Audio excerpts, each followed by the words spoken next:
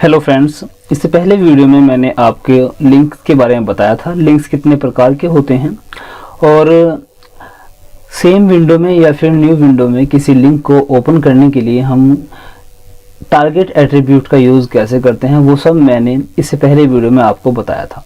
आज के इस वीडियो में मैं आपको बताऊंगा कि एब्सोल्यूट एंड रिलेटिव लिंक्स क्या होते हैं। देखिए, मैंने आपके सामने ये नोट्स आपको लगाए हुए हैं, ये नोट्स आप देख सकते हैं। यदि ये नोट्स की पीडीएफ आपको चाहिए तो आप इसका लिंक वीडियो डिस्क्रिप्शन में देख सकते हैं, वहां पर इसका लिंक आपको मिल जाएगा। देखिए क्या होता है, both example above are using an absolute link a full web address in the href attribute. ये आप नीचे देख रहे हैं, मैंने यहाँ पर एब्सोल्यूट लिंक के दो यहाँ पर एग्जाम्पल दिए हुए हैं।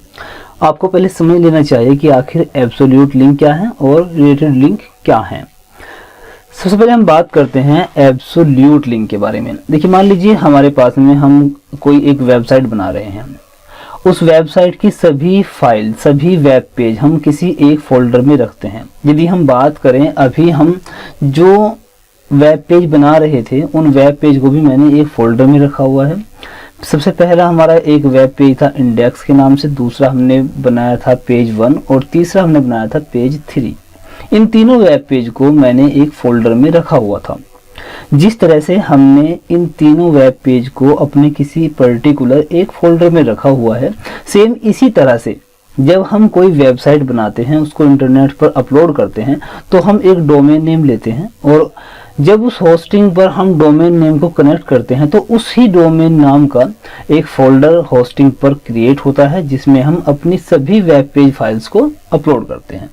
ठीक है। और जब भी कोई विजिटर हमारी साइट को विजिट करता है तो वो हमारे वेब एड्रेस जो हमने डोमेन नेम लिया है उसको टाइप करता है।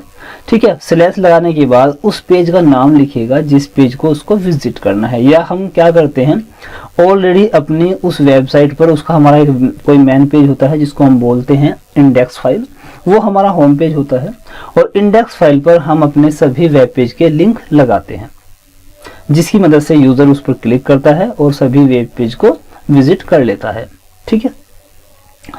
तो उसमें होता क्या है, जो हमारी मेन पेज फाइल होती है उसमें जो हम लिंक लगाते हैं, उस पर लिंक हम जब लगाते हैं तो हमें पूरा अपना डोमेन नेम लिखने की ज़रूरत नहीं होती है, क्योंकि हम अपनी वेबसाइट के वेब पेज का जब लिंक लगा रहे हों तो हमें पूरा डोमेन नेम लिखने की ज़रूरत नहीं होती है। हमें केवल और केवल उस फाइल का फोल्डर का पाथ देना होता है जहां पर हमारी फाइल वो अवेलेबल होती है, जो हमारा पेज जो होता है वो अवेलेबल होता है।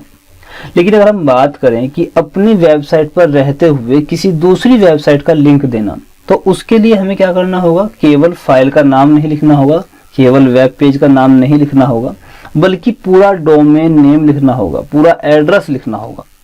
अब ध्यान दीजिए, मैं आपको यहाँ पे समझा देता हूँ। यदि आपको समझ में नहीं आ रहा है, आप बिगिनर हैं तो शायद थोड़ी आपको दिक्कत हो रही होगी, लेकिन जो HTML के बारे में थोड़ा जानते हैं तो उम्मीद है कि वो समझ रहे होंगे। देखिए, ये है एब्सोल्यूट URL, मतलब एब्सोल्यूट लिंक ये हैं। इसमें क्या है, मान लीजिए मैं कोई एक वेब पेज बना रहा हूँ और उस वेब पेज में मैं कहीं पर कोई लिंक देना चाहता हूँ किसी दूसरी वेबसाइट का।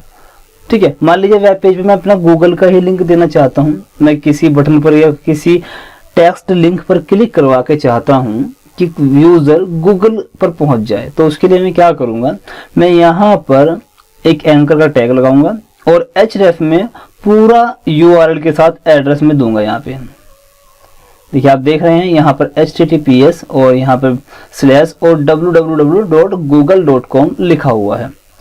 क्यों लिखा हुआ है, क्योंकि ये मेरा खुद का वेब पेज नहीं है, ये दूसरी वेबसाइट है जिसको लिंक करने के लिए मुझे पूरा वेब एड्रेस यहाँ पर लिखना होगा।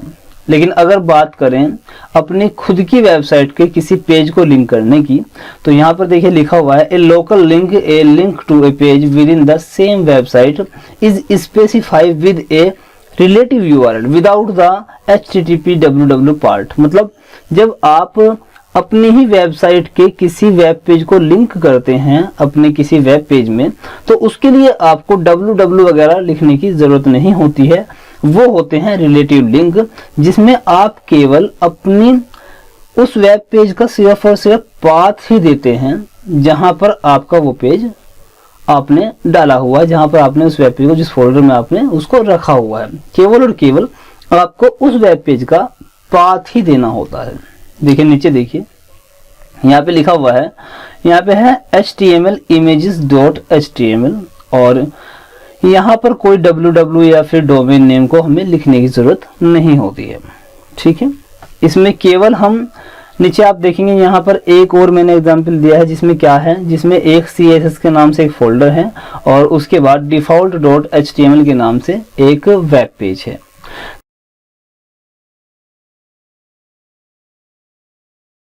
तो आप थोड़ा बस ये समझिए कि एब्सोल्यूट लिंक वो लिंक होते हैं जब हम अपनी किसी वेब पेज में किसी अदर वेबसाइट का कोई लिंक डालते हैं। ठीक है, उन सभी को हम क्या बोलते हैं, एब्सोल्यूट लिंक। लेकिन जब हम अपनी ही वेबसाइट में और अपने ही किसी फोल्डर के किसी वेब पेज को लिंक करते हैं तो वो होता है रिलेटिव लिंक, जिसमें हमें कोई डोमेन नेम लिखने की जरूरत नहीं होती है। डायरेक्टली आप अपने किसी फोल्डर में पड़े हुए वेब पेज का लिंक उसके पाथ को दे करके आप उसको एक्सेस कर सकते हैं। तो ये होते हैं एब्सोल्यूट लिंक और रिलेटिव लिंक। उम्मीद करता हूँ ये वीडियो आपको पसंद आया होगा। वीडियो पसंद आए तो वीडियो को लाइक जरूर करिएगा, और यदि आपको इन दोनों को अभी भी समझने में कोई प्रॉब्लम हो रही हो तो आप मुझे कमेंट करके बता सकते हैं।